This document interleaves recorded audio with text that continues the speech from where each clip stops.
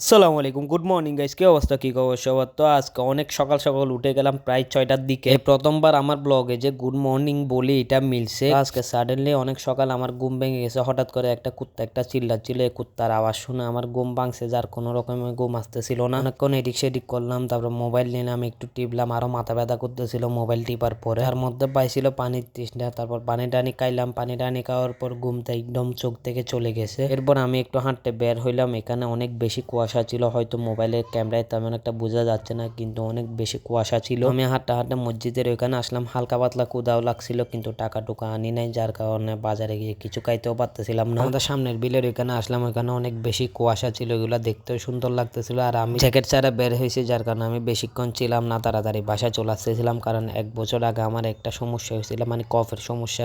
এর সাথে বারবার কফ বের হইতে, শুধু অতিরিক্ত ঠান্ডায় ঘোরাঘুরি আর বাতাস লাগার ফলেও হয়েছে। বাইক টাইক চালাইছিলাম গত বছর অনেক বেশি, যার কারণে সমস্যাটা প্রায় অনেকদিন আমার ছিল। আল্লাহ রহমতে 1.5-2 মাস যাবত আমার ভালো লাগতেছে। আমি প্রায় 1 বছর টানা ওষুধ খাইছি এগুলার জন্য, তাই আবার তাড়াতাড়ি করে বাড়িতে চলে আসতেছিলাম, কারণ এটা যদি আবার হয়ে যায় তখন আমি অনেক বড় বিপদে পড়ে যাবো। তো বাসায় এসে হালকার উপর ঝাপসা করে একটা ঘুম দিছি। তাকে আমার আম্মা একটা প্যাকেট দিল, এই প্যাকেটটা আমার আঙ্কেলের বাসায় দিয়ে আসতে বললো। তো আস্তে আস্তে করে গিয়ে ওইটা আমার আঙ্কেলের বাসায় দিয়ে আসলাম। এরপর জিতু মেসেজ দিল যে বের হওয়ার জন্য, তো বের হইলাম। তো জিতু বলতেছে ও মদনাহাট যাবে, আমারও ওর সাথে যাইতে বলতেছে মদনাহাট, আর আমারও কিছু কাজ ছিল, তাই আমিও বের হয়ে গেলাম মদনাহাট যাওয়ার জন্য। তো মদনাহাট যাওয়ার জন্য বাম্মরগুড়া আসি, ওইখান থেকে সিএনজিটা ওইটা গেলাম, সিএনজি করে ডাইরেক্ট মদনাহাট চলে আসলাম। মদনাহাট এসে জিতুর কাজে আর আমি আমার কাজে চলে গেলাম। আমি প্রথমে কেক গ্যালারিতে গেলাম, কেক গ্যালারি থেকে একটা কালার নিলাম। ওইটা নেওয়ার জন্য আমি কালকে রাতেও আসছিলাম, কিন্তু দোকানে যাইতে যাইতে দোকান বন্ধ করে দিছিল। কেক গ্যালারি থেকে আবুল বসর স্টোরে এসে দেখে আবুল বসর স্টোরে কেউ নাই। তো এখানে কিছুক্ষণ বসলাম, কিছুক্ষণ পর বাইরে আসলো, ওদের সাথে কিছুক্ষণ আড্ডা দিয়ে কম্পিউটারের দোকানে গেলাম। কম্পিউটারের দোকানে গিয়ে আমার পুলিশ ক্লিয়ারেন্সের স্ট্যাটাসটা চেক করলাম। তো ওরা বলতে ক্লিয়ারেন্স তো হয়ে গেছে, আপনি গিয়ে চেক করে দেখেন ডিআইজি অফিসে। তো তখন প্রায় 3টা বাজে গেছিল, আর ডিআইজি অফিস আমি যতটুকু জানতাম 4টায় বন্ধ করে দেয়। তাই আমি তাড়াতাড়ি করে বাসায় আসলাম। বাসায় এসে অ্যাপ্লিকেশন পেপারটা নিলাম, তারপর জিতুরে নিয়ে বের হয়ে গেলাম। এখানে আল্লাহর রহমতে একটা আমার খুব বড় একটা হেল্প হয়েছে। আমি মনে মনে ভাবতেছিলাম একটা বাইক পাইলে অনেক উপকার হইতো। বাসায় যখন আসলাম তখন আমার মামা দেখি কল দিছে যে ওনার বাইকটা একটু আনার জন্য। আমি মামারে বললাম যে আমার তো একটু 2 নম্বর গেট যাইতে হবে। মামা বললো যে সমস্যা নেই, তুই বাইক নিয়ে চলে যা 2 নম্বর গেট। তো আমি আবার বাইক আনার জন্য মামার বাসায় গেলাম, ওখানে গিয়ে বাইক নিলাম। আমরা বাইক নিতে নিতে প্রায় 4টা বাজে ফেলছিলাম। আমার যতটুকু মনে হচ্ছে যে আমি ওইটা গিয়ে পাবো না আজকে 3-4 দিন আমি খুব ব্যস্ততার মধ্যে যাচ্ছি, এমন ব্যস্ততার মধ্যে যাচ্ছি যে আজকে 3-4 দিন যাবত দুপুরে ভাত খাওয়া হয়নি। আজকে যেমন কি ওই যে 12টা বাজে চা খেয়ে বের হইলাম। এরপর মদনাহাট ছিলাম, মদনাহাট থেকে এসে ডাইরেক্ট ঘর থেকে ডকুমেন্ট গুলা নিয়ে মামার এখান থেকে ডাইরেক্ট টাউনে চলে যাচ্ছি। তার মাঝে গাড়ি স্টার্ট হচ্ছিল না, পরে কিছু দূর হাঁটায় আনলাম। এরপর তেল তুল দিলাম। মেন সমস্যা তেলের ছিল না, মেন সমস্যা হয়েছিল যে ব্যাটারি একটু ডাউন হয়ে গেছিল। এই যে অফিসে যখন পৌঁছাইছিলাম তখন মাগরিবের আজান দিয়ে দিচ্ছিল। তো এখানে গিয়ে কথা বললাম, রিকোয়েস্ট করলাম, কিন্তু আনফরচুনেটলি যারা পুলিশ ক্লিয়ারেন্স দেয় ওরা ছিল না। ওরা বলতেছে কালকে আসার জন্য, কালকে আসা যার আর কিছু করার ছিল না। তো আমি আর জিতু এখান থেকে আসার সময় বহদ্দার হাটে ফিনলে সাউথ সিটিতে একটু গেলাম। ফিনলে সাউথ সিটিতে গিয়ে আমি আর জিতু ঘোরাঘুরি করতেছিলাম। আমার পিছনে পকেট বের করা ছিল, জিতু আমারও বলতেছিল ওইটা টিক করতে। তো ওইটা টিক করে লাভ কি, পকেটে 10টা টাকা ছিল, ওই 10 টাকাটাও গাড়ি পার্কিং করছে ওখানে দিয়ে দিতে হয়েছে। পরে রেস্টুরেন্টের ওইখানে গিয়ে গাড়ির চাবাইটা ঘুরা